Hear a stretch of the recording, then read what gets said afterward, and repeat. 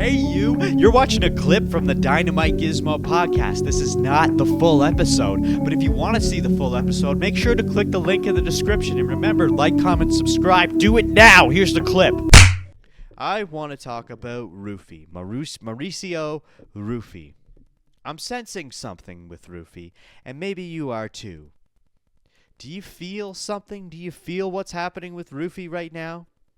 Because I wonder... I was under the impression that he had simply stepped away from the Fighting Nerds for this upcoming fight and that he would return afterward. But the more this plays out, the more it sounds like he might be leaving altogether. This time last year, that group, the Fighting Nerds, had insane hype, lots of momentum, full of aura. They still do, but they were an unstoppable unit last year. And now, it kind of feels like things are starting to crack. But that's not necessarily a bad thing, and I want to focus specifically on Ruffy. First, Jean Silva had this to say about him after UFC 325 this past weekend. Let me pull up the tweet here. Let me zoom in a bit. Here we go. Jean Silva says Mauricio Ruffy is dealing with internal issues and should see a psychiatrist, just like Jean himself. He says their friendship is over, but wishes him the best. Quote, I want to distance from him, and I hope he wants to. If he says he doesn't want that and he loves me, that's fine. I hope it's genuine. On training together again, it's over. Over. I genuinely want him to win. This kid has absurd star potential. He needs internal issues. He needs to resolve. I hope he seeks help, just like me. I see a psychiatrist every week. But Jean and Ruffy doesn't exist anymore. It only exists in my head. End quote. So Jean's done with Ruffy, dude. Who would have thought? Now, I'm not sure how much I believe from Jean here. Honestly, Jean seems like the more unhinged one compared to Ruffy. And I think that's pretty obvious. But maybe I'm wrong. Because when you look at Ruffy as a whole, things are changing. The way he spoke with so much passion after his win against Fiziev, the fact that he stepped away from the Fighting Nerds, the fact that he jumped from rank 14 to 9 after coming off his first loss against BSD, and then on top of all that, he gives another speech backstage about an experience he had with God. And whether or not you believe in God, this message has some power behind it, which I'm going to play it here. And it's in Portuguese, so I'll have to read the subtitles. Minha esposa não podia ser mãe, tava separando, já tava morando no hotel. Chegou um cara do lado da minha casa, eu contratei o cara pra cortar o meu cabelo, o cara chegou na minha casa e falou, meu, cadê a sua esposa? Como assim, pai? Falou, Deus me trouxe aqui pra curar ela. Como assim? Ela não tem problema no útero? Eu quase caí de costas, mano. Uma parada muito íntima, só eu e ela. Aí ele falou, e você? O que você tomou no que você faz pra você não ter sucesso? Eu tava 3 anos numa cama, praticamente. Toda vez que eu ia lutar, eu estourava o joelho, estourava a mão, mesa de cirurgia, tudo dando errado. Eu vinha pra academia, eu pedi pra que Deus mandasse um carro me atropelar. Deus me atropela, me mata, eu não quero viver. Eu não tinha coragem de tirar minha vida porque eu descobri algumas coisas nesse mundo espiritual quando tira a sua vida, entendeu? E aí, pô, ele saiu da minha casa e falou, ó, Deus vai mandar um filho pra vocês.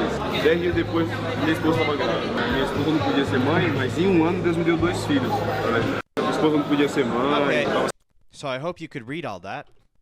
I really hope you could. Oh, savage. Let me bring that back up because there's just a summary of it here that I want to read.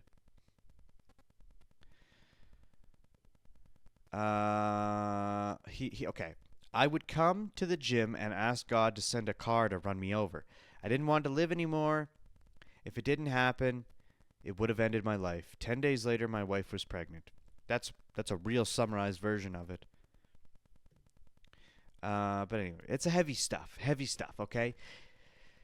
And whether you believe in that stuff or not, things do seem to be lining up for him. He's on a real trajectory right now. Big opportunities are coming his way. And he very well may be the first of the 4 original fighting nerds to receive a belt. Now, I know Carlos has a ton of momentum, but he has to face Islam, which is an extremely tough matchup. And Jean has potential, but he's still coming off a loss to Diego Lopez. And if he can't get past Diego, I don't see him getting through Volk. Now, even if Ruffy doesn't get a title shot this year, there's something else massive that could line up for him. And that's the White House card. Now, as you originally saw, I had him fighting Paddy, which I'll show you here. Okay, I had him right here.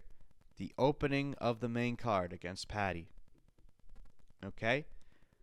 But what if we were to do something different? Okay? And I said we'd get back to this, and here we're finally back to it. What if Ruffy is the one who fights Conor McGregor? Okay? And that's not even just a thought that I had. This might actually be a possibility. I'm going to show you another clip that's in Portuguese, and I am actually going to read the subtitles because they don't quickly flash up on the screen. What was that situation that came up about McGregor? Foi essa que chegou sobre o McGregor? Ele chegou a falar seu Did he nome, mention your name or tipo? anything like that? Sim, Yes, there were comments about me fighting him. Ele, né, fizeram sobre eu lutar contra ele, falou que He said that 2 very high-level strikers would assim, sell much more. de altíssimo nível iria vender muito mais, seria It would be algo closer mais to what próximo he's do que trying ele to tá bring querendo with his trazer return. nessa volta dele. In Não his fazer return, uma he doesn't luta want to fight a contra guy who's cara coming off que several tá losses. vindo de várias derrotas e tudo mais, ele quer fazer uma He luta wants to contra fight a cara, good striker né, who will drive the bom crowd strike crazy. que vai levar o público à loucura. E eu falei, And pô, right na away hora I eu said, topei, wow, eu I'm falei, in 100%, 100%, comigo. count me Ele in. chegou a citar seu Did he nome mention especificamente? your name O que specifically? chegou pra mim, From what I got back que to me, sim, yes. chegou pra mim, From sim. what I heard, Que yes. situação? Okay. So it looks like even McGregor himself is calling out Ruffy. And why not? Okay?